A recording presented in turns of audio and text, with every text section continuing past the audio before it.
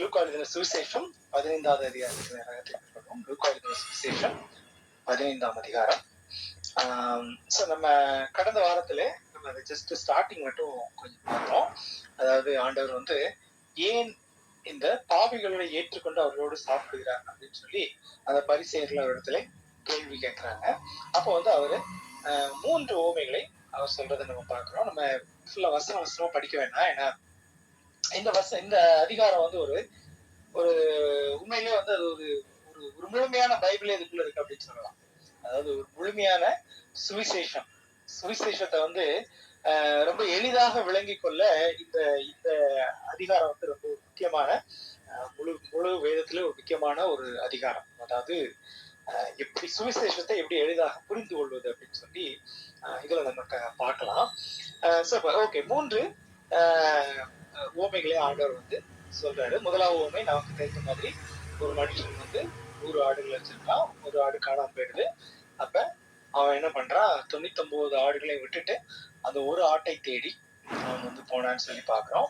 அடுத்தது வந்து ஒரு ஸ்திரீயை குறித்து பார்க்கிறோம். அவள் வந்து 10 காசு வச்சிருந்தா, அதுல ஒரு காசு காணாம போயிடுச்சு. அப்ப என்ன பண்றா, விளக்கை கொளுத்தி வீட்டை பெருக்கி கண்டுபிடிக்கும் வரை அதை தேடி அதை கண்டுபிடிச்சதுக்கு அப்புறம் அவருடைய எல்லா ஃப்ரெண்ட்ஸ் எல்லாம் கூப்பிட்டு நீங்க சந்தோஷப்படுங்க அப்படின்னு சொல்லி சொல்றா. அடுத்தது வந்து ஒரு காணாமற் போன குமாரனை குறித்து நம்ம பார்க்கணும். சரி, இதுல நம்ம மூன்று ஓமைகளிலும் உள்ள ஒற்றுமைகள் என்ன அப்படின்னு சொல்லி யாராவது சொல்ல முடியுமா? 3 ஓமைகளில் உள்ள ஒற்றுமைகள் எல்லாமே காணாம போகிற பொருளை தேடி கண்டுபிடிக்கிற. ஓகே, காணாம போய் ஒரு பொருளோ ஒரு ஆடோ ஒரு மனிதனோ காணாம போயிடுறாங்க. திரும்ப வந்து அவங்கள கண்டுபிடிக்கிறாங்க. அடுத்து எல்லா முறையும் பார்த்தா கண்டுபிடிச்ச உடனே சந்தோஷம் உண்டாயிற்று அப்படின்னு சொல்லி நம்ம பார்க்கணும். பூலோகத்துல மாத்திரமல்ல, பரலோகத்திலே சந்தோஷம் உண்டாயிற்று. பரலோகத்திலேயே எப்ப சந்தோஷம் வரும் அப்படின்னா, காணாமல் போன ஒரு ஒரு ஒரு ஒரு ஒரு ஒரு பொருள் அல்லது ஒரு ஜீவன், ஒரு ஆத்மா திரும்ப அது காணப்படும் போது, திரும்ப அதை கண்டுபிடிக்கும் போது பரலோக ராஜ்யத்திலே சந்தோஷம் உண்டாயிருக்குமா. மனுஷர்கள் சந்தோஷப்படணும் அப்படின்னா அவங்களுக்கு கிஃப்ட் வாங்கி கொடுக்கலாம், இல்ல அவங்களுக்கு பிடித்த காரியங்களை ஏதாவது செய்யலாம். ஆனா பரலோகம் சந்தோஷப்படணும், பிதாவுடைய முகத்திலே ஒரு புன்னகை பார்க்கணும், ஒரு மகிழ்ச்சியை பார்க்கணும் அப்படின்னா, காணாமல் போன ஒரு மனிதன் அல்லது ரட்சிக்கப்படாத ஒரு மனிதன் ரட்சிக்கப்படும் போது பரலோகத்திலே பிதா சந்தோஷப்படுவார், குமாரன் சந்தோஷப்படுவார், பரிசுத்த ஆவியானவர் சந்தோஷப்படுவார், தேவதூதர்கள் எல்லாம் சந்தோஷப்பட்டு களி கூறுவார்கள் அப்படின்னு சொல்லி நம்ம பாக்குறோம். இது வந்து ஒரு அற்புதம் நடக்கும்போது கூட அப்படி இல்லை. ஒரு செத்த மனுஷன் உயிரோடு எழும்பும் போது கூட பரலோகத்துல சந்தோஷம் உண்டாயிருக்கும் அப்படின்னு இல்லை. ஆனா எப்ப ஒரே ஒரு இடத்துல பரலோகத்துல சந்தோஷம் உண்டாயிருக்கும் போட்டிருக்கு அப்படின்னா, ஒரு மனிதன் மனம் திரும்பும் போது பரலோக ராஜ்யத்திலே சந்தோஷம் உண்டாயிருக்கும். சரி, இதுல ஆட்டுக்குட்டிய வந்து அந்த ஆள் வந்து தேடி போகிறான். அதே மாதிரி அந்த காசை வந்து ஒரு ஸ்திரீ வந்து தேடி போறா அப்படின்னு தேடுகிறாள் அப்படின்னு சொல்லி நம்ம பாக்குறோம். சரி, இப்ப இந்த ஆடு வந்து ஏன் வந்து அந்த மனுஷன் வந்து இப்ப நானே போன வாரம் சொல்லியிருந்தேன், ஒரு ஹோம்ஒர்க் கொடுத்திருந்தேன். அதாவது ஆட்டுக்குட்டிய தேடி போறாங்க, காசை தேடி போறாங்க. ஆனா இந்த மனுஷனை மட்டும் ஏன் அந்த அந்த பிதா, அந்த தகப்பன் வந்து தேடி போகவில்லை அப்படின்னு சொல்லி உங்களுக்கு ஏதாவது தோணுச்சு அதை பத்தி? அவன் தான் அப்பாவை தேடி வரான். ஆனா இந்த ஆடு தொலைஞ்சதுக்கு தேடி போறாங்க, காசை தேடுறாங்க. ஆடு காசை விட மனுஷன், குமாரன், மகன் ரொம்ப முக்கியம் இல்லையா?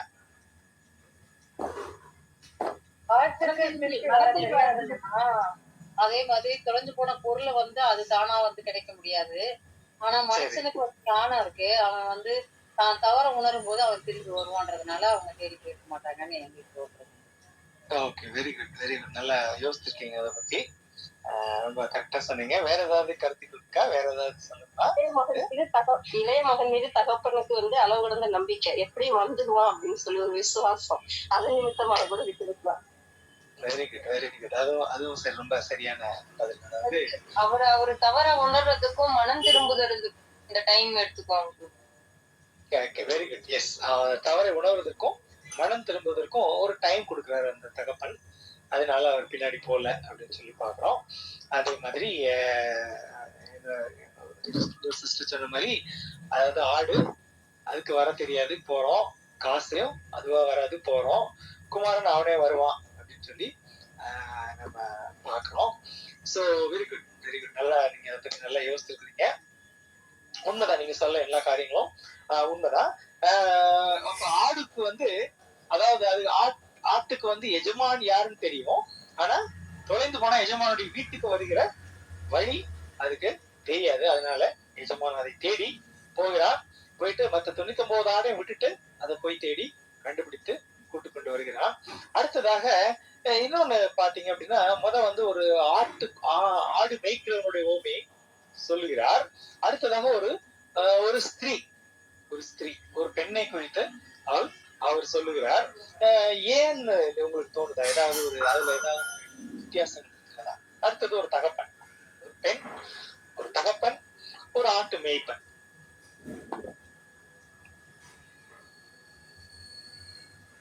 இப்ப இந்த இடத்துல வந்து ஆண்டவர் வந்து மனம் திரும்புதலை குறித்து பேசுகிறார். மனம் திரும்ப அவசியம் உள்ளவர், அதாவது ஆண்டவரை ஏற்றுக்கொள்ளாதவர்கள் அப்படின்னு வச்சுக்கோங்க. ஆண்டவரை ஏற்றுக்கொள்ளாதவர்கள் இந்த உலகத்துல நிறைய பேர் இருக்கிறாங்க, சரியா? நிறைய பேர் இருக்கிறாங்க. சோ அவங்க வந்து நாம் அழைத்து கொண்டு வர வேண்டும். அவர்களும் மனம் திரும்ப வேண்டும். பரலோக ராஜ்யம் சந்தோஷப்பட வேண்டும். பிதாவுடைய முகத்திலே புன்னகையை நம்ம பார்க்கணும். அப்ப ஆண்டவர் வந்து 3 வித்தியாசமான காரியங்களை சொல்றாங்க. முதல் வந்து ஆட்டு மேய்ப்பன், காணாமல் போன ஆடு. சோ அது மாதிரி சில ஜனங்கள் இருக்கலாம். அதாவது அவங்களுக்கு ஆண்டவரை குறித்த காரியங்கள் தெரியும். ஆனா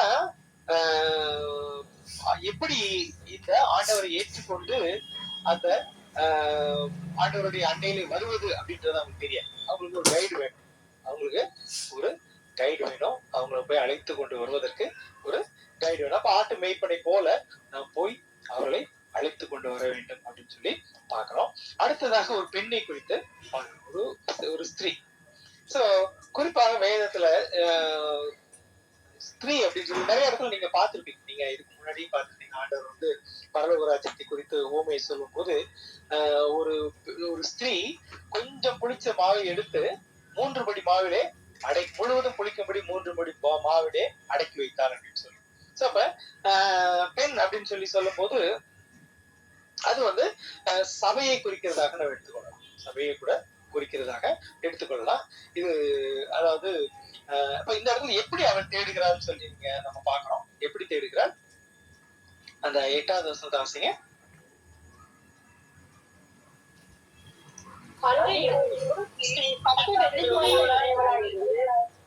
அதில் ஒரு வெள்ளி காசுக்காக காணாமல் போனால் விளக்கை கொளுத்தி வீட்டை பெருக்கி அதை கண்டுபிடிக்கிற வரைக்கும் ஜாகிரதையாய் தேடாமல் இருப்பாளோ?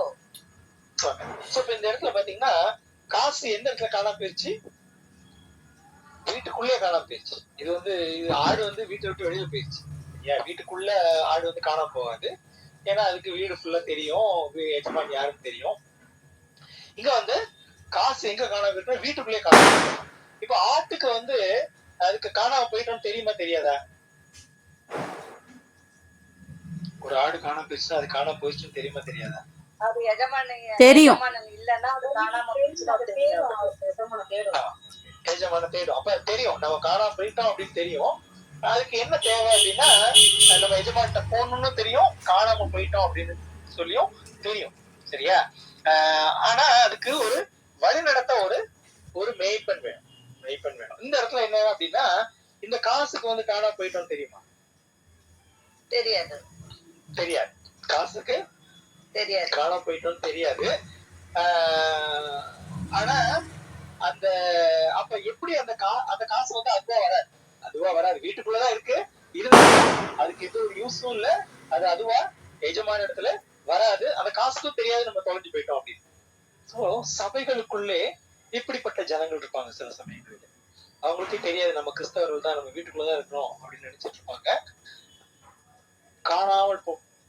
காசு போல அவங்க காணப்படலாம். அப்ப அவங்களை எப்படி கண்டுபிடிக்கணும் அப்படின்னு சொல்லி நம்ம பார்த்தோம் அப்படின்னா, என்ன போட்டுருக்கு, விளக்கை கொளுத்தி வீட்டை பெருக்கி.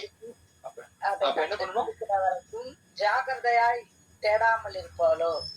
ஆமா. அப்ப என்ன பண்ணணும், விளக்கை லைட்டை போடணும். இல்ல சபைக்குள்ள சபை இருளா இருந்ததுன்னா நிறைய பேர் காணாம போயிருப்பாங்க. ஏன், அப்ப அந்த வேதம் என்ற வெளிச்சம் வந்து அந்த சபையின் மீது வர வேண்டும். அடுத்து என்ன பண்ணணுமா, வீட்டை பெருக்கி கிளீன் சுத்தம் பண்ணணும். வீட்டை பெருக்கி எல்லாத்தையும் கூட்டி குப்பையெல்லாம் அள்ளும் போது அந்த குப்பைக்குள்ள அந்த காயினும் சேர்ந்து கிடக்கும், அந்த காசும் சேர்ந்து கிடைக்கும். அப்ப சபைக்குள்ளே வேதம் என்ற வெளிச்சமும் பரிசுத்தம் என்ற அந்த காரியங்களும் காணப்படும் போது, அப்ப நம்ம சபைக்குள்ளே தொலைந்து போன காரியங்களை, சபைக்குள்ளே தொலைந்து போன ஆத்மாக்களை நாம் தேடி கண்டுபிடிக்க முடியும். சரியா? சரி. இப்ப அடுத்ததாக ஆண்டவர் வந்து இன்னொரு கதையை சொல்லுகிறார். ஒரு மனுஷனுக்கு 2 குமாரர்கள் இருந்தார்கள். இது நமக்கு எல்லாம் ரொம்ப நல்லா தெரிஞ்ச கதை தான். அதனால படிக்க போறது நீங்க படிச்சிருப்பீங்க நான் நினைக்கிறேன். இப்ப இதுல அந்த இளையகுமாரன் தமிழ் இந்த கதைக்கு என்ன பேர் சொல்லுவாங்க உங்களுக்கு தெரியுமா? மனம் திருந்திய மைந்தன். மனம் திருந்திய மைந்தன். கெட்ட குமாரன். ஆமா, ரொம்ப நாளா வந்து கெட்ட குமாரன் சொல்லிட்டு இருந்தாங்க. இடையில வந்து கொஞ்சம் மனம் திருந்திய மைந்தன் சொல்றாங்க. இங்கிலீஷ்ல என்ன சொல்லுவாங்க எனக்கு தெரியும்? prodigal son. Very good. இந்த ப்ராடிகல் அப்படின்னா என்ன அர்த்தம்? ப்ராடிகல் அப்படின்னா சரி ஓகே. சரி, நீங்க வீட்டுல போய் பாருங்க. அப்புறம் அதாவது அது சரியான, அதாவது இப்ப தமிழ்ல வந்து கெட்ட குமாரன் அப்படின்னு இருக்கு, பட் ஆங்கிலத்துல ப்ராடிகல் சன் அப்படின்னு இருக்கு. ப்ராடிகல் அப்படின்னா கரெக்டா தமிழ்ல டிரான்ஸ்லேட் பண்ணா ஊதாரி மைந்தன் அப்படின்னு சொல்லலாம். ஊதாரி மகன். ப்ராடிகல் அப்படின்னா லாவிஷ் ஸ்பெண்டிங், அதாவது ஊதாரித்தனமாக செலவு செய்வது, எதையும் யோசிக்காம அப்படியே அள்ளி இறக்கிறதுன்னு சொல்லுவாங்கல்ல, காசை அள்ளி இறக்கிறது அப்படின்னுவாங்க இல்லையா, அந்த மாதிரி. அதாவது ஊதாரி அப்படின்னு கெட்ட விஷயத்துக்கு செலவு பண்றது மாத்திரம் இல்ல, எல்லா விஷயத்துக்கும் வாரி வழங்குவது, அதுதான் வந்து ப்ராடிகல் அப்படின்னு சொல்லி சொல்லுவாங்க. சரி, அது நான் ஏன் சொல்றேன் நான் அப்புறம் சொல்றேன். இப்ப இவன் என்ன பண்றான், தகப்பனுடைய வீட்டுல இருக்கிறான். அண்ணன் தம்பி 2 பேர் இருக்கிறாங்க. இந்த தகப்பன் ஒரு பெரிய பணக்காரர் அப்படின்னு சொல்லி நம்ம பார்க்கணும். அப்ப அவன் என்ன பண்றான், திடீர்னு அந்த அப்பாட்ட போய் என்னுடைய சொத்தை பிரிச்சு கொடுங்க அப்படின்னு சொல்லி அவன் கேட்கிறான். கேட்கும்போது அந்த தகப்பன் ஏன் அவனை ஸ்டாப் பண்ணல? ஏன் வந்து நம்ம இப்ப பிள்ளைங்க வந்து ஏதாவது நம்ம கேட்ட உடனே பிரிச்சா கொடுத்துட்டு போறோம், இல்லப்பா அது தப்பு நம்ம எடுத்து சொல்லுவோம். ஆனா இந்த இடத்துல எடுத்து போடல பெருசா. அவரு பிரிச்சு கொடுத்துட்டு, ஏன் நீங்க மரியாதைக்கு நிறைய பேர் கரெக்ட் சொன்னீங்க. ஏன்னா இப்ப சின்ன பிள்ளைங்களை வந்து நம்ம அடிச்சு திருத்தலாம். சின்ன பிள்ளைங்க ஆண்டவர் வேதத்துல போட்டிருக்கு, பிறந்தை கையாடாதவன் மகனை பகைக்கிறான் அப்படின்னு சொல்லி. அப்ப பேரிங், அதாவது நம்ம வந்து பிள்ளைகளை எப்படி நடத்தணும் அப்படின்னா, அவருக்கு ஏற்றார் போல அவங்க நடத்தணும். 5 வயசுல அடிச்சு சொல்லுவோம், 10 வயசுல அடி, ஒரு 12-13 வயசு ஆகும் போகுது கொஞ்சம் குறையும், ஜாஸ்தியாகும். ஒரு 17-18 வயசுல நம்ம கொஞ்சம் அவங்களோட பேச்சை குறைப்போம், இல்ல வேற ஏதாவது ஒரு காரியங்கள் மூலமாக நம்முடைய கண்டிப்பையும் நம்ம எடுப்போம். அவங்களோட 20-25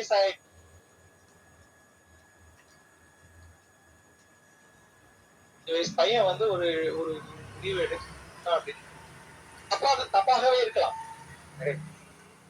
அப்படி இருந்தாலுமே நம்ம அவங்கள ஃபோர்ஸ் பண்ண முடியாது. ஆண்டவரும் வந்து நிறைய காரியங்கள் நீங்க பழைய பாட்டுல பாத்தீங்க அப்படின்னா நிறைய இடத்துல அந்த மாதிரி ஆண்டவர் செய்வது சொல்லணும் அப்படின்னா, இஸ்ரவேல் ஜனங்கள் வந்து எங்களுக்கு ராஜா வேணும் அப்படின்னு கேக்குறாங்க. ஆண்டவர் தான் ராஜா, அவர் வேணாம், எங்களுக்கு வந்து ஒரு ராஜா வேணும் அப்படின்னு கேக்குறப்ப ஆண்டவர் வந்து சவுலை அவர்களுக்கு ராஜாவாக விருப்பப்பட்டு கொடுக்கல. நீங்க கேட்டீங்க அனுபவின்னு சொல்லி கொடுத்துறாரு. சொல்லும் போதே அப்படிதான் கொடுக்குறாரு. ராஜா வந்தா அவன் டாக்ஸ் போடுவான், உன்னை கஷ்டப்படுத்துவான், பரவாயில்லையா அப்படின்னு கேட்கறாரு. இல்ல பரவாயில்ல எங்களுக்கு வேணும் அப்படின்றாங்க. சரி நீங்க கேட்டீங்கல்ல அனுபவிங்கன்னு சொல்லி கொடுத்துடுறாரு. சோ அப்ப சில சமயங்கள்ல ஆண்டவர் அப்படி செய்வார். ஏன் அப்படின்னா நம்முடைய தவறை உணர்ந்து நாம் திருந்தும்படியாய் அவர் எப்படி செய்வார் அப்படின்னு சொல்லி பார்க்கிறோம். இன்னும் நிறைய காரியங்களை பழைய பாட்டிலும் சொல்ல அந்த நீங்க படிச்சிருப்பீங்கன்னு நினைக்கிறேன். பாலாக் கிளையாம் வந்து ஆண்டவர் சொல்றாரு, இஸ்ரவேலை ஆசீர்வதிப்பதே ஆண்டவருக்கு பிரியம் அப்படின்னு சொன்னாலும் அவன் கேட்க மாட்டேங்கிறான். காசுக்கு இவன் வந்து காசு பாலாக்கு வந்து பணத்தாசை காமிக்கும் போது அவன் பேராசைப்பட்டு ஆண்டவரத்துல திரும்ப போய் நிக்கிறான். சபிக்கலாமா அப்படின்னு சொல்லி. அப்புறம் ஆண்டவர் அனுமதி கொடுக்காமலே இவன் ஒரு ஐடியா எல்லாம் கொடுக்குறான். சரி, தொடர்ந்து போவோம். அப்ப அந்த இளைய மகன் வந்து எதற்காக தன் தகப்பன இடத்துல சொத்துக்களை பிரித்து கொண்டு போகிறான்? லைஃப் என்ஜாய் பண்றதுக்காக.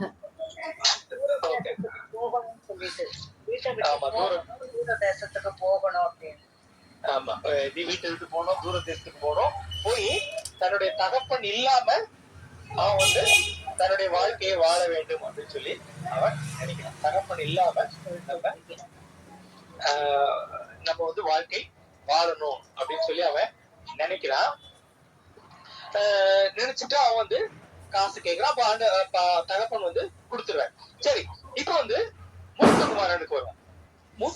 இப்ப வந்து யாராவது மியூட்ல போடுறீங்களா? சரி, ஓகே, பரவாயில்ல. அப்ப இளைய குமாரன் வந்து காசைய இருந்து தன்னுடைய பங்கை பிரித்து தகப்பனுடைய அந்த கண்ட்ரோல் இல்லாம, ஒரு வீட்டை தகப்பன் இருக்கணும், தகப்பன் தான் டிசைட் பண்ணுவார் இதை பண்ணலாமா பண்ணக்கூடாது. இப்ப இவன் தனியா போய் வாழணும், என் தகப்பனை விட எனக்கு என்னுடைய சந்தோஷம் தான் முக்கியம் அப்படின்னு சொல்லிட்டு இவன் போய் தகப்பனுடைய சொத்துக்களை பிரித்து கொண்டு அவன் போறான். அதே மாதிரி மூத்த மகன் என்ன பண்றான் அப்படின்னு சொல்லி நம்ம பார்த்தோம் அப்படின்னா, அவன் வந்து எதற்காக தகப்பனோடு இவன் வந்து தகப்பனை விட்டுட்டு போறான். சொத்தை பிரித்துட்டு தகப்பனை விட்டுட்டு போறான். மூத்த மகன் எதற்காக தகப்பனோட இருந்தான்? அவன் நல்ல பொறுப்பானவனா இருந்தான்னு நினைக்கிறேன். ஓகே, அவன் ரொம்ப பொறுப்பானவனா இருந்தான். சரி, இப்ப இந்த ரெண்டு பேர்ல கெட்ட குமாரன் யாரு? மூத்தவனா இளையவனா? இளையவன். சரி, வெரி குட். ஓகே, நீங்க அதை அப்படியே ஞாபகம் வச்சுக்கோங்க. சோ இப்ப மூத்த குமாரன் வந்து இப்ப சரி, நீங்க உங்களுக்கு இந்த கதை சொல்ல தெரியும். நம்ம அவன் இளைய குமாரன் வந்து போறான். போயிட்டு ஒரு ஸ்டேஜ்ல என்ன ஆயிடுது, அவனுடைய அவன் காசெல்லாம் செலவழிஞ்சு போயிடும். கையில வச்சிருந்த காசு எல்லாம் செலவழிஞ்சிருது.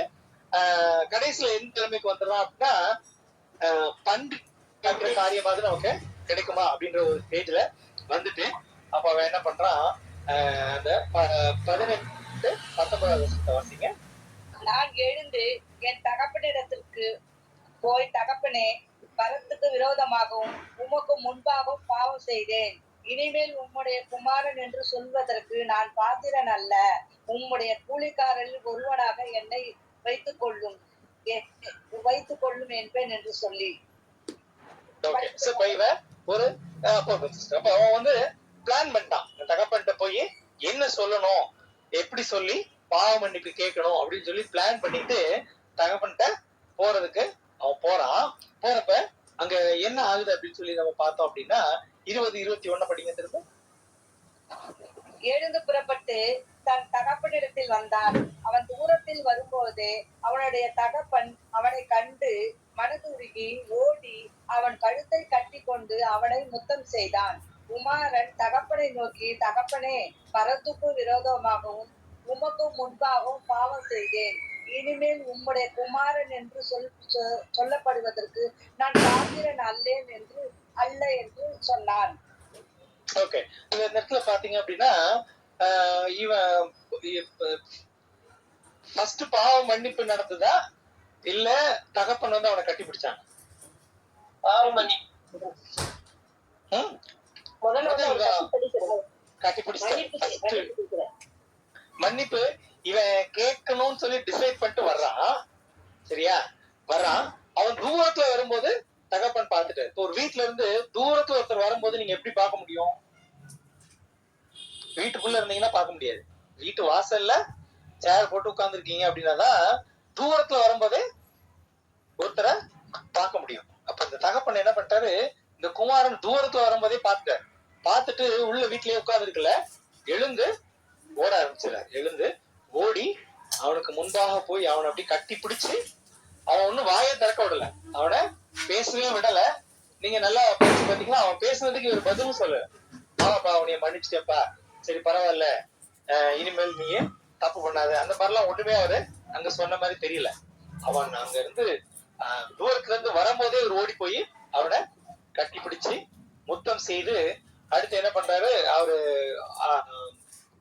தன்னுடைய ஊழியக்காரர்களை கூப்பிட்டு, நீங்க வந்து ஒரு வஸ்திரத்தை எடுத்து உடுத்துங்க, இவனுக்கு வந்து மோதிரம் போடுங்க, பாதரட்சை போடுங்க அப்படின்னு சொல்லி சொல்றாங்க. சரி, இப்ப நம்ம பார்த்தோம் தகப்பன் வந்து ஏன் வந்து எப்படி அவ்வளவு ஏன் வந்து அவர் பின்னாடி போகல அப்படின்னு சொல்லி நீங்க எல்லாரும் அதுக்கான நிறைய காரணங்களை சொன்னீங்க.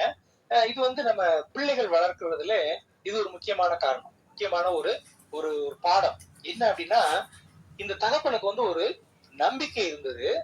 என்ன நம்பிக்கை அப்படின்னா, நான் என் மகன் மீது செலுத்த வேண்டிய எல்லா விதமான அன்பையும் எல்லா விதமான பாசத்தையும் அவன் மேல காமிச்சிட்டேன். இனிமேல் வந்து நான் வந்து அவனை நேசிக்கிறேன் அப்படின்னு காமிக்கிறதுக்கு ஒண்ணுமே இல்ல. நான் அவனை நேசிக்கிறேன்னு சொல்லி காண்பிக்கிறதுக்கு எந்த ஒரு காரியமும் இல்ல. என்னுடைய முழுமையான நேசத்தை அவன்கிட்ட காமிச்சிட்டேன். இப்ப அதையும் மீறி அவன் வெளியில போறான் அப்படின்னா, என்னுடைய நேசம் அவனை திரும்ப கூட்டி கொண்டு வரும் அப்படின்ற நம்பிக்கை அந்த தகப்பனுக்கு இருந்தது அப்படின்னு சொல்லி பாக்குறேன். என்னுடைய நேசம் அவனை திரும்ப கூட்டி கொண்டு வரும் அப்படின்ற நம்பிக்கை அவருக்கு இருந்திருக்கு. அப்ப பிள்ளைங்கள் மீது நம்ம வந்து பிள்ளைங்க மீது கண்டிப்பாக இருக்கணும். கட்டாயம் வேதம் சொல்லுகிறது. நம்ம அதாவது சின்ன வயசுலயே பிள்ளைங்களுக்கு வந்து நம்ம நல்ல காரியங்களை சொல்லி மகனை பகைக்கிறான் அப்படின்னு சொல்லி வேதத்துல நம்ம பாக்குறோம். அதே மாதிரி நம்ம சிறு வயதுல சொல்லி கொடுத்தாலும் அவன் முதிர் வயதானாலும் அதை விடான் அப்படின்னு சொல்லி வேதவசனம் சொல்லுது. அப்ப அன்பையும் முழுமையாக காண்பிக்கணும், கண்டிப்பையும் முழுமையாக காண்பிக்கணும். அதுதான் வந்து தேவனுடைய ஒரு ஒரு ஒரு குணாதிசயம். அவர் வந்து முழுமையாக அன்பையும் காண்பிப்பார், முழுமையான கண்டிப்பையும் காண்பிப்பார். அப்ப வந்து எங்க அப்பாவா அந்தாலும் எப்பயுமே கோவப்பட்டே இருப்பாரா, எப்பயுமே திட்டிட்டே இருப்பாரு அப்படின்னு பசங்க வந்து நினைக்க மாட்டாங்க. அவங்க வந்து எங்க அப்பா வந்து ரொம்ப நேசிக்கிறார் அப்படின்ற அந்த இதுவும் இருக்கும். ஆனா தப்பு பண்ணா எங்க அப்பா வந்து தண்டிக்காம விட மாட்டார் அப்படின்ற அந்த பயமும் இருக்கணும். ரெண்டுமே இருக்கணும். அப்போ வந்து அந்த பையன் வந்து அவன் எங்க போயிருந்தாலும் அந்த தகப்பனுடைய அன்பு அவனை திரும்ப இழுத்து கொண்டு வந்தது அப்படின்னு சொல்லி நம்ம அந்த இடத்துல பாக்குறோம். அதே மாதிரி தகப்பன் வந்து வெயிட் பண்ணவே இல்லை, அவரு காத்து கொண்டிருக்கிறார். அவன் வர்றான்னு அவருக்கு நல்லா தெரியும், முன்னாடி காத்து கொண்டிருக்கிறார். இப்ப இந்த டைம்ல வந்து அவர் வந்து அவனுக்கு திரும்ப வந்து அவனுக்காக ஒரு சந்தோஷம். இப்ப நீங்க முதல் 2 இதுல பார்த்தோம் இல்லையா, காணாமல் போன ஆடு வந்துன்னு சந்தோஷம், காணாமல் போன அந்த காசு கிடைச்சுன்னு சந்தோஷம். இப்ப காணாமல் போன குமாரன் வந்துட்டா, இப்ப விருந்து நடக்க போகுது. தடப்படலாம் எல்லாத்தையும் ரெடி பண்ண ஆரம்பிக்கிறாங்க. அந்த டைம்ல அந்த மூத்த குமாரன் வருகிறான், வயல்ல இருந்து வருகிறான். வந்துட்டு இப்ப இதுல ஒரு கேள்வி வருது. இப்ப மூத்த குமாரன் எங்க இருந்து வர்றான்? வயல்ல இருந்து வர்றான். வயல்னா வந்து வீட்டுக்கு வெளியில இருக்கும், வயல் வீட்டுக்கு வெளியில இருக்கும். இப்ப இந்த இளையகுமாரன் வருவதை வந்து ஃபர்ஸ்ட் யார் பார்த்திருக்கணும்? மூத்த குமாரனா அல்லது தகப்பனா? மூத்த குமாரன் தான் பார்த்திருக்கணும். ஏன்னா அவன் தான் வந்து வீட்டுக்கு வெளியில இருக்கான். இப்ப வந்து தம்பி திரும்ப வருவான், தம்பி எங்க போனானோ வந்தா நல்லா இருக்குமே அப்படின்னு அவன் நினைச்சிட்டு இருந்தான்னா கட்டாயம் பார்த்திருப்பான். ஏன்னா வீட்டுக்குள்ள இருக்கிற தகப்பனே வந்து அதை பார்க்கும் போது வீட்டுக்கு வெளியில வேலை செஞ்சுட்டு இருந்த அந்த மூத்த குமாரன் கட்டாயம் அவனை வந்து பார்த்திருக்க முடியும். ஆனா அவன் அப்படி செய்யற மாதிரி தெரியல. அவன் திரும்ப உள்ள வர்றான். வந்துட்டு அவன் வீட்டுக்குள்ள வரமாட்டேங்கிறான். இப்ப அவன் அந்த 28, 29 படிங்க. அப்பொழுது அவன் கோபம் அடைந்து உள்ளே போக மனதில்லாதிருந்தான். தகப்பனோ வெளியே வந்து அவனை வருந்தி அழைத்தான். அவன் தகப்பனுக்கு பிரதியுத்தரமாக, இதோ இத்தனை வருஷ காலமாய் நான் உனக்கு ஊழியம் செய்து ஒரு காலம் உடைய கட்டளையை மீறாதிருந்தும் என் சிநேகிதரோட நான் சந்தோஷமா இருக்கும்படி நீ ஒரு காலம் எனக்கு ஒரு ஆட்டுக்குட்டியையாவது கொடுக்கவில்லை. போதுமானா? இதுல இப்ப இந்த தகப்பன் அந்த பெரிய மூத்த குமாரன் என்ன சொல்றான்? அவன் எதற்காக இப்ப அவன் வந்து எல்லா தகப்பன் சொன்ன எல்லா வேலையும் அவன் பார்த்திருக்கான், எல்லா காரியங்களையும் அவன் எந்த கற்பனையும் இல்லை அப்படின்னு சொல்றான்.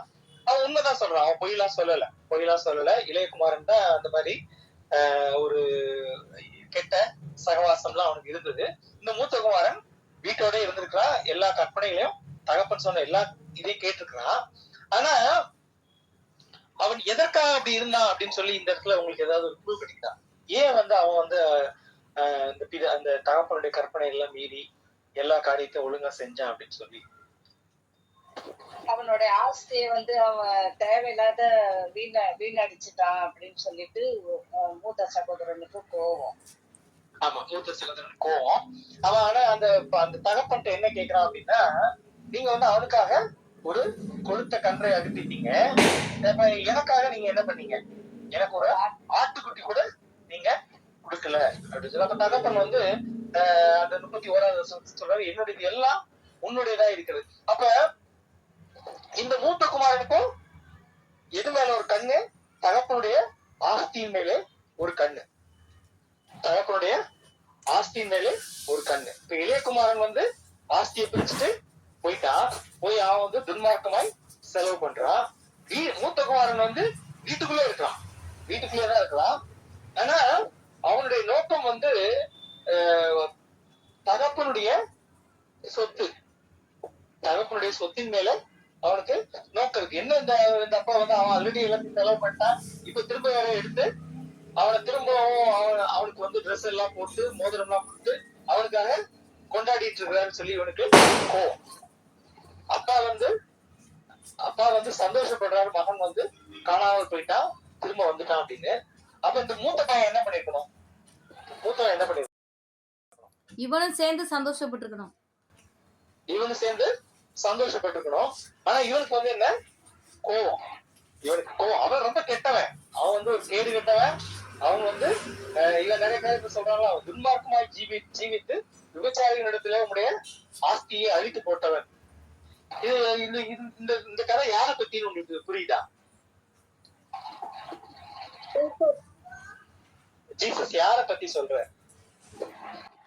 நம்மளை பத்தி தான், புறஜாதிகளான நம்மளதான். புறஜாதிகளான நம்ம. இப்ப முதல்ல ஆண்டவரை குற்றப்படுத்தினது யாரோ? என்ன சொல்றாங்க? நீ போய் பாவியரோடும் ஆயக்காரரோடும் யூதர்கள். போஜனம் பண்றீங்க. மூத்த மகன் யூதன், இளையகுமாரன் நம்ம.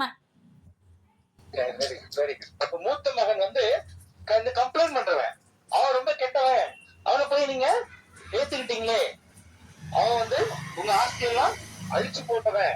என்ன பாருங்க, நான் ரொம்ப நல்லவன், நான் உங்களுடைய கூட இருக்கிறேன், உங்களுடைய கட்டளைகள் எல்லாம் நான் ஃபாலோ பண்றேன் அப்படின்னு சொல்லி கம்ப்ளைண்ட் பண்றது யாரு? மூத்த குமாரன், நம்ம மூத்த சகோதரர். அப்ப ரெண்டு பேருக்கும் என்ன ரெண்டு பேருக்கும் உள்ள ஒற்றுமை என்ன அப்படின்னா, இவன் வீட்டை விட்டு வெளியே போய் தொலைந்து போனான், இவன் வீட்டுக்குள்ளேயே தொலைந்து போனான். ரெண்டு பேருடைய நோக்கமும் ஒன்றுதான். இளையகுமாரனுடைய நோக்கம் என்ன? நான் போய் என் சொத்தை பிரிச்சு எடுத்துட்டு போய் நான் துன்மார்க்கமாய் ஜீவியம் பண்ணி சந்தோஷமா குடிச்சு நான் இருக்கணும் அப்படின்னு சொல்லி அவன் போயிடுறான். மூத்த குமாரன் என்ன பண்றான்? இந்த அப்பா எப்படா சாவான், அவன் சொத்தெல்லாம் எனக்கு வரட்டு, அவன் வீட்டுக்குள்ளே உட்காந்துருக்கான். சோ இப்ப நம்ம இது மாதிரி அவர் சொல்ற வேலையெல்லாம் செஞ்சுட்டு ஒழுங்கா இருந்தோம் அப்படின்னா நமக்கு நிறைய பங்கு வரும், இல்ல இவர் நமக்கு நிறைய கொடுப்பாரு அப்படின்னு சொல்லி அவன் வீட்டுக்குள்ள உட்கார்ந்து இருக்கான். இதுல அப்படி பார்த்தோம் அப்படின்னா இவனுக்கு ரெண்டு பேருமே தகப்பனை நேசிக்கவில்லை, தகப்பனிடத்திலிருந்து தகப்பனுடைய பொருட்களை நேசித்தவன். தகப்பனை நேசிக்கவில்லை, தகப்பனை விட பொருட்களை, அவர் என்ன கொடுப்பாரு, அவருக்கு என்ன கிடைக்கும் அப்படின்றத அவங்க ரெண்டு பேரும் அதற்காகதான் ரெண்டு பேருமே இருந்தார்கள் அப்படின்னு சொல்லி நம்ம பார்த்தோம். ஆனா இந்த இளைய மகன் என்ன பண்ணிட்டான் அப்படின்னா, அவன் ஒரு சமயத்துல அவனுக்கு புத்தி வந்துருச்சு. அதாவது நான் அவனுடைய தகப்பனுடைய அந்த அந்த அன்பின் நிமித்தம் அவனுக்கு அந்த தகப்பனை உண்மையில அவன் நேசிச்சான். ஆனா ஒரு ஒரு அந்த இச்சை நிமித்தம், ஆசை நிமித்தம் அவன் வந்து தகப்பனை விட்டு வெளியில போனான். ஆனா அவன் எப்படி அவன் திரும்ப வந்தான் அப்படின்னா, அந்த தகப்பனை குறித்து அந்த தெளிவு புத்தி அவனுக்கு தெரிந்த போது அப்படின்னு பண்ணி சாப்பிடுற சாப்பாடை சாப்பிடும் போது அவனுக்கு புத்தி வருது. சரியா? சில சமயங்களை நாம் கூட பாவத்திலே உழலும் போது ஒரு பன்றியின் நிலைமை வரும்போது தான் நமக்கு புத்தி வரும்.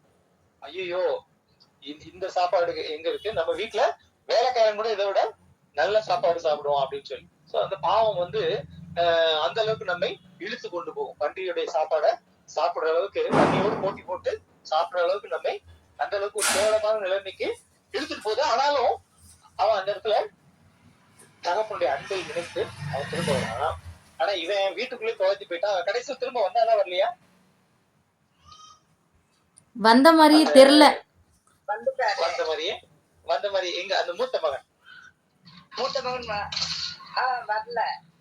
வரல. அவன் கடைசி வரைக்கும் கோபத்துலதான் அவன் வெளியிலே உட்கார்ந்து இருக்கான். சோ அப்ப இப்ப ஓகே, அந்த இந்த வேதம் எழுதின காலத்திலே இந்த மூத்த மகன் வந்து பரிசேயர்கள், சதுசேயர்கள், வேதபாரர்கள் அவர்கள் என்ன நினைக்கிறாங்க, நாங்க வந்து 10 கட்டளையை ஃபாலோ பண்றோம், தசம் கொடுக்கிறோம், எல்லாத்தையும் நல்லவர்களாக இருக்கிறோம், ஜெபிக்கிறோம், வேதம் வாசிக்கிறோம், எல்லாமே பண்றோம்.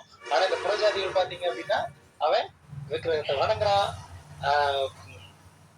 பாவம் செய்யறான், அப்படி இருக்கிறான், இப்படி இருக்கிறான். சோ அதனால நீங்க அவனோட போய் சாப்பிடுறீங்க, அவனோட போய் நீங்க ஐக்கியம் வைக்கிறீங்க, அவனுக்கு போய் நீங்க போதனை செய்றீங்க அப்படின்னு சொல்லி அவர்கள் கோபப்பட்டார்கள். ஆனா இப்ப நாம எந்த நிலைமையில இருக்கிறோம்? நாம் மூத்த குமாரலாக இருக்கிறோமா அப்படின்னு சொல்லி நம்ம சிந்திச்சு பார்க்கணும். இப்ப சபையை விட்டு வெளியில இருக்கிற ஒரு புதிதாக ஒரு விசுவாசி சபைக்குள்ள வரும்போது அவனை எப்படி பாக்குறோம்? நம்ம வந்துட்டாப்பா, என்ன நான் எப்படி ஜெபிக்கிறேன், நான் எப்படி வேதம் வாசிக்கிறேன், நான் எவ்வளவு பரிசுத்தமா இருக்கிறேன், அவனும் நானும் ஒரே நிலைமையா அப்படின்ற மாதிரி நம்ம யோசிக்கிறோமா? அல்லது அந்த தகப்பனோடு சேர்ந்து நாமும் சந்தோஷப்படுகிறோமா? ஏன்னா ஆண்டவர் வந்து சந்தோஷப்படுறார். ஆண்டவர் வந்து ஒரு கெட்டு போன குமாரன் திரும்ப வரும்போது சந்தோஷப்படுறார். அப்ப மகன் என்ன பண்ணிருக்கணும்? மூத்த குமாரன் இவன் தான் போயிருக்கணும், இவன் தான் அவனை தேடி போய் தம்பி வாடா அப்படின்னு சொல்லி கூப்பிட்டு வந்திருக்கணும், தம்பி வாடான்னு சொல்லி கூப்பிட்டு வந்திருக்கணும். ஆனா அவன் அதை செய்யல. அது மாத்திரம் இல்ல, அவன் வந்ததுக்கு இவன் சந்தோஷப்படவும் இல்லை, கோவப்பட்டு வெளியில போய் உட்கார்ந்துட்டான். இப்ப கெட்ட குமாரன், இளைய குமாரன் வந்து கெட்டவன் அப்படின்னா மூத்த குமாரன் கேடு கெட்டவன் சொல்லலாம். மூத்த குமாரன் கேடு கெட்டவன், ரெண்டு பேருமே கெட்டு போனவர்கள் தான். இவன் வந்து வெளியில போய் தொலைந்து போனான். அதனால இவனுக்கு புத்தியாவது வந்துச்சு. ஒரு டைம்ல வந்து ஐயோ பண்ணி சாப்பிடுறது நம்ம சாப்பிடுறோமே அப்படின்னு புத்தி வந்துச்சு. ஆனா இவனுக்கு அந்த புத்தி வரவே இல்லை. ஏன் அப்படின்னா இவன் என்ன நினைச்சிட்டு இருக்கான், நான் நல்லவன், நான் இவரோட செய்த எல்லா காரியத்தையும் நான் ஃபாலோ பண்றேன். ஆனாலும் இவர் போய் திரும்ப அவனை போய் கூப்பிட்டு வந்துட்டாரு, திரும்ப அவனை போய் கூட்டிட்டு வந்துட்டாரு அப்படின்னு. பச்சாதிபரத்துல உங்களுடைய ஆஸ்தியை செலவழித்த இவனை போய் நீங்க கூட்டிட்டு வந்துட்டீங்களே அப்படின்னு சொல்லி அவன் சொல்றத பாக்க. சரி, அப்ப தகப்பன் வந்து என்ன சொல்றாரு? 31, 32 படிங்க. மகனே, நீ எப்பொழுதும் என்னோடு இருக்கிறாய், எனக்குள்ளதெல்லாம் உன்னுடையதாய் இருக்கிறது. உன் சகோதரனாக இவனோ மரித்தான், திரும்பவும் உயிர்ப்பித்தான், காணாமல் போனான், திரும்பவும் காணப்பட்டான். ஆனபடியினாலே நாம் சந்தோஷப்பட்டு மகிழ்ச்சியா இருக்க வேண்டுமே என்று சொன்னார். ஓகே, சோ திரும்பவும் அதே காரியம் தான், நம்ம சந்தோஷப்பட்டு மகிழ்ச்சியா இருக்கு. சரி, இப்ப நான் அடுத்து ஒரு கேள்வி கேட்கிறேன். இப்ப ஏன் வந்து இந்த மூத்த குமாரனுக்கு அந்த இளைய குமாரனை ஏற்றுக்கொள்வதில் அவ்வளவு கஷ்டம்? நீங்க என்ன நினைக்கிறீங்க? அதாவது மறுபடியும் அப்பா ஓகே, அவன் மதியம் எல்லாத்தையும் செலவு பண்ணிட்டான். திரும்பவும் வந்து இவ திரும்ப மகன் ஆயிட்டான்னா திரும்ப அவனுக்கு ஒரு பங்கு கொடுக்கணும்ல. தகப்பன் வந்து இளைய மகன் மீது ரொம்ப அன்பு அதிகமா காமிச்சிருக்கான். திரும்ப ஒரு சொத்துக்கு பங்கு. ஓகே, அவன் மதியம் எல்லாத்தையும் செலவு பண்ணிட்டான். திரும்பவும் வந்து இவ திரும்ப மகன் ஆயிட்டான்னா திரும்ப அவனுக்கு ஒரு பங்கு கொடுக்கணும்ல. தகப்பன் வந்து இளைய மகன் மீது ரொம்ப அன்பு அதிகமா காமிக்கிறாரு. தகப்பன் வந்து இளைய மகன் மீது ரொம்ப அன்பு காக்கிறாருன்னு சொல்லி. சரி, இப்ப அதாவது பங்குக்கு வந்துட்டான், அந்த பாசத்துக்கும் பங்குக்கு வந்துட்டான். ஏன்னா அவன் இல்லாத போது பாசத்தை இன்னும் அப்ப கூட இருக்கிற பிள்ளை மேல தான் ஜாஸ்தி காட்டியிருப்பாரு. அந்த பிள்ளை வந்ததுனால அந்த பாசத்துக்கு போயிடுற ஒரு ஏக்கமும் இருந்திருக்கும். ஓகே, சரி, நம்மளுடைய பாசத்தை, நம்மளுடைய சொத்தை எல்லாத்தையும் பங்கு போட இவன் திரும்ப வந்துட்டான் அப்படின்னு சொல்லி சரி, இது வந்து அதாவது இப்ப இந்த ஓமை யாரை குறித்து சொல்கிறது? இப்ப இதுல தகப்பன் யாரு, மூத்த குமாரன் யாரு, இளைய குமாரன் யாரு? நீங்க முதல்ல சொல்லிட்டீங்க, பட் திரும்ப நான் ஒரு தடவை கேட்டுக்கிறேன். தகப்பன் யாரு? இயேசு கிறிஸ்து. ஓகே, இயேசு கிறிஸ்து அல்லது பிதா அப்படின்னு சொல்லலாம். மூத்த குமாரன் வந்து ஆண்டவரை ஏற்றுக்கொண்ட பிள்ளைகள், யூதர்கள். யூதர்கள், அதாவது ஆண்டவரை ஏற்றுக்கொண்டோம் அப்படின்னு சொல்லிட்டு தங்களுடைய கிரியையின் மூலமாக ஆண்டவரை ஏற்றுக்கொண்டோம் அப்படின்னு சொல்லி அவங்க நினைச்சிட்டு இருக்க யூதர்கள், நினைத்துக் கொண்டிருக்கிறவர்கள். அவர்கள் உண்மையிலே அவர்கள் ஆண்டவரை ஏற்றுக்கொண்டார்களா இல்லையா அப்படின்றத நம்ம இங்க பார்த்தோம். உண்மையிலே வந்து ஆண்டவரை ஏற்றுக்கொண்டு மன திரும்பாமல் இருக்காங்க பாத்தீங்களா? அவங்க மூத்த குமாரனுக்கு சமமானவங்க தானே. ஆமா, அவங்க வந்து ஆண்டவர் கொடுக்கிற காரியங்கள் அவங்களுக்கு வேணும், ஆனா ஆண்டவரை விட அவருக்கு வருகிற காரியங்கள் தான் அவங்களுக்கு வேணும். சரியா? அதுதான் பிரச்சனை. ஆண்டவரை விட ஆண்டவர் கொடுக்கிற காரியங்கள் தான் அவங்களுக்கு வேணும். அவங்க வந்து தான் நல்லவர்கள் அப்படின்னு சொல்லி தங்களுடைய அந்த நான் நல்லவனா இருக்கேன், அந்த வீட்டுல நல்லவனா இருக்கேன் அப்படின்னா எனக்கு எனக்கு அதிகமான சொத்து வேணும் அப்படின்னு நினைக்கிறது. சரியா? அந்த வீட்டுல நான் 2 பேத்துல நல்லவன் நான் தான். சோ நான் நல்லவனாக இருக்கிறது நிமித்தம் நீங்க வந்து அவனை விட இனிய நல்லா ட்ரீட் பண்ணணும், எனக்கு வந்து அதிகமான பங்கு கொடுக்கணும் அப்படின்னு சொல்லி நினைக்கிறவர்கள். அப்ப அவங்க வந்து தகப்பனுடைய சந்தோஷத்துக்கு எதிரானவர்கள். இயேசு கிறிஸ்து வந்து அந்த பாவிகளை ஏற்றுக்கொண்டு அவர்களோடு இது பண்ணி அவர்களை வந்து தேவனுடைய ராஜ்யத்தில் சேர்த்தார். அது உங்களுக்கு பிடிக்கல. அது பிதாவுக்கு சந்தோஷமாக இருந்தது, இயேசு கிறிஸ்துவுக்கு சந்தோஷமாக இருந்தது. ஆனா மூத்த குமாரர்களாகிய பரிசேயர்களுக்கு அது பொறாமையாகவும் பிடிக்காததாகவும் இருந்தது. அவங்க முறுமுறுத்தார்கள். அதுக்குதான் அவர் இந்த கதையை சொல்றாரு. அதுக்குதான் அந்த கதையை சொல்றாரு. இப்ப இதுல பிதாதான் அந்த தகப்பன் சொல்லி பாக்குறோம். மூத்த குமாரன் யூதர்கள், இளைய குமாரன் வந்து அந்த புறஜாதியினர் அப்படின்னு சொல்லி பாக்குறோம். அப்ப இதுல இந்த இயேசு கிறிஸ்து எங்க இருக்கிறார்?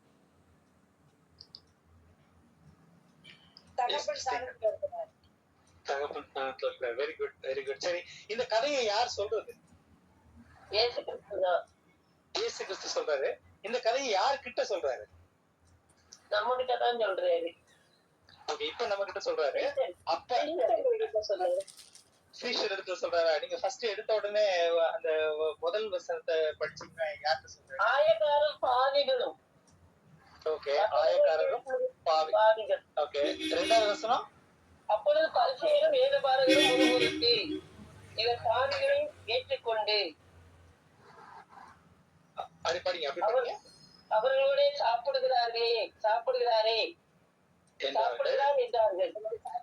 அவர்களுக்கு அப்ப இந்த அவர்களுக்கு யார் அந்த அவர்களுக்கு? பரிசேயர்களே, வேதபாரகர். அப்ப வந்து பரிசேயரும் வேதபாரகருக்கும் தான் இந்த கதையை ஆண்டவர் சொல்றாரு. இந்த கதையை ஆண்டவர் யாருக்கு சொல்றாரு?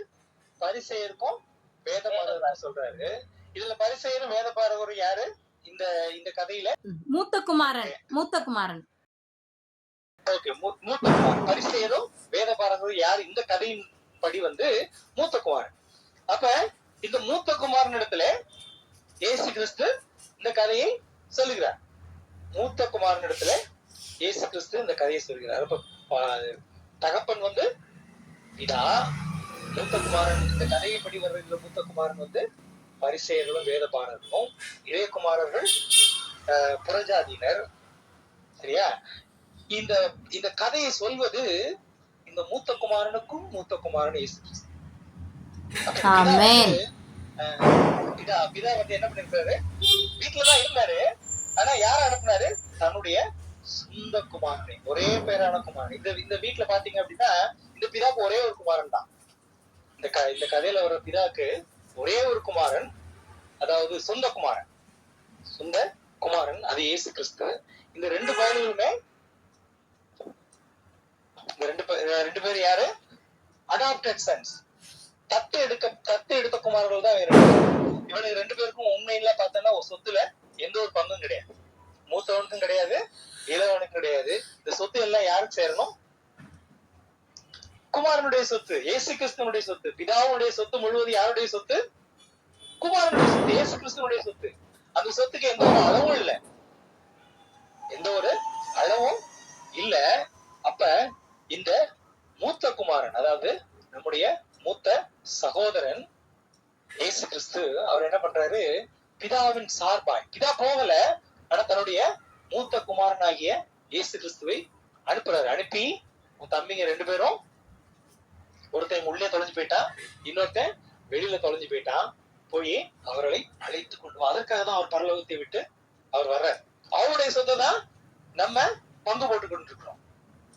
யூதர்களும் சரி புறஜாதியினரும் அவங்க சொந்த சொத்து கிடையாது, அவங்க தத்து எடுக்கப்பட்டவர்கள். அவர்களுக்கு அந்த சொத்தின் மீது எந்த ஒரு உரிமையும் கிடையாது.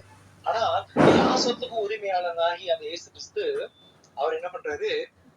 இளையகுமாரனை சேர்த்துக்கிறாரு. அப்ப மூத்தவன் கோவப்படுறான். அப்ப அவன்கிட்ட போய் சொல்றாரு, அவன்கிட்ட தான் இந்த காரியத்தை பேசுறாரு. அப்ப 2 பேரையும் கூப்பிடுறாரு. அவர் யூதர்களையும் வேதபாரர்களையும் பரிசேயர்களையும் வெறுக்கல, வீட்டுக்கு வெளியே உட்கார்ந்துருக்கான்.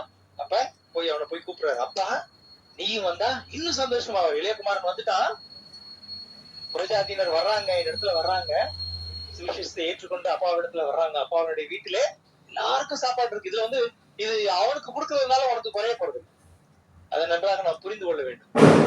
ஆண்டவர் இடத்துல அளவில்லாத சொத்து இருக்கு, சரியா? சோ அப்ப தம்பிக்கு கொடுத்துட்டாரு, அவன் அழிச்சு போட்டா அவனை திரும்ப கொடுத்துட்டாருன்றதுனால ஓட்டருக்கு எடுத்து அவனுக்கு கொடுக்க போறது இல்ல.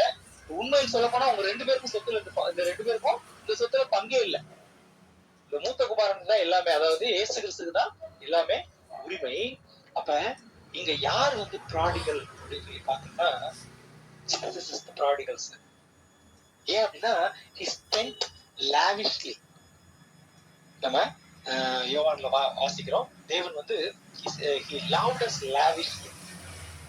தேவன் அளவுக்கு அதிகமாக நம் மீது அன்பு வைத்தார். அன்பை அவரு லாவிஷா ஸ்பெண்ட் பண்றாரு. அதாவது கணக்கு இல்லாம, அளவு இல்லாம, நான் சொன்னேன் இல்லையா, அளவு இல்லாம செலவழிக்கிறது. அளவு இல்லாம செலவழிக்கிறது யாரு அப்படின்னு பார்த்தா இந்த பிதாவும் இயேசு கிறிஸ்துவும் அளவில்லாம இந்த தத்தெடுக்கப்பட்ட இந்த 2 குமாரர்கள் மீது அவர்கள் செலவழிக்கிறத பார்க்கணும். அவருடைய அளவில் அவங்க கிருபையை கொடுத்தார், மகனாய் ஏற்றுக்கொண்டார், மகனாய் வீட்டுல இருந்தான், அங்கேயே சாப்பிட்டான். ஆனா அவன் என்ன பண்றான்? சொத்தை பிரிச்சுட்டு வீட்டை விட்டு ஓடி போய் எல்லாத்தையும் அழிச்சிட்டு திரும்ப வர்றான். திரும்ப அவனை மகனாய் ஏற்றுக்கொண்டு அவனுக்கு திரும்பவும் தங்க மோதிரத்தை போட்டு, திரும்பவும் அவனுக்கு ட்ரெஸ்ஸை போட்டு, குளிப்பாட்டி நடுவீட்டுல கொண்டு உட்கார வச்சு அவனோடு சேர்ந்து கொண்டாடுகிற ஒரே ஒரு தெய்வம் அது நம்முடைய இயேசு கிறிஸ்துவாக மாத்திரம்தான் இருக்க முடியும். அப்ப மூத்த குமாரன் நம்மை அழைக்கிறார். இயேசு கிறிஸ்து மூத்த குமாரனாகி என்னுடைய மூத்த சகோதரனாகி இயேசு கிறிஸ்து 2 பேரும் அழைக்கிறார். 2 பாவிகள், ஒரு பாவி பாவம் செய்து அசுத்தமாய் வாழ்ந்து தேவனுடைய அந்த சம்பாத்தியத்தை, கிருபையை, அவருடைய ரட்சிப்பை அழித்து போடக்கூடிய நிலைமையில இருக்கிற இளையகுமாரனை சரி, இன்னொருத்தன் நான் நல்லவன் தான், நான் ரொம்ப நல்லவன் அப்படின்னு சொல்லி வீட்டுக்குள்ளே உட்கார்ந்து அந்த தகப்பனை விட தகப்பனுடைய சொத்தை நேசிக்கிற அந்த பையனையும் அவர் வா நீயும் இந்த சந்தோஷத்துல என்னோடு சேர்ந்து சந்தோஷப்படு அப்படின்னு சொல்லி ஆண்டவர் நம்மை அழைக்கிறவரா இருக்கிற. இதுதான் சுவிசேஷத்தினுடைய சாராம்சம். இதுதான் சுவிசேஷத்தினுடைய சாராம்சம். ஏன்னா மூத்த குமாரனும் சரி இளையகுமாரனும் சரி 2 பேருக்கும் தகப்பனுடைய சொத்துல எந்த உரிமையும் இல்லை. ஆனா முழு சொத்துக்கும் உரிமையாளராகி அந்த இயேசு கிறிஸ்து அவர் வர வேண்டிய அவசியம் இல்லை. அந்த 2 பேரும் போயிட்டானுங்க, அப்படியே போட்டுன்னு சொல்லி மேலேயே அவரு இருந்திருக்கலாம்.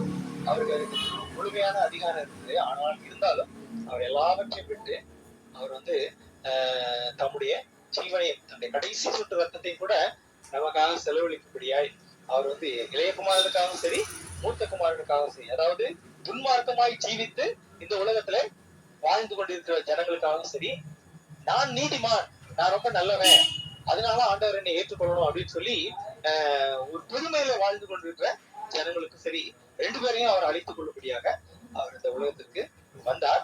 அதே மாதிரி நாமும் கூட அந்த ஸ்திரீ எப்படி சபையை கூட்டி விளக்க வச்சு வேதம் என்னும் வெளிச்சத்துல அந்த சபையை கூட்டி பெருக்கினாலும் அதே போல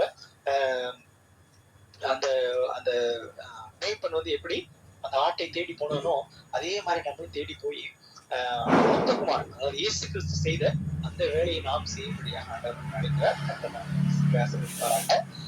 ஏதாவது கேள்விகள் இருந்தா கேட்கலாம் அப்படின்னு நான் கேட்கிறேன்.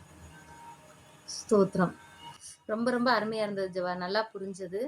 கர்த்தருடைய நாமம் மகிமைப்படுவதாக.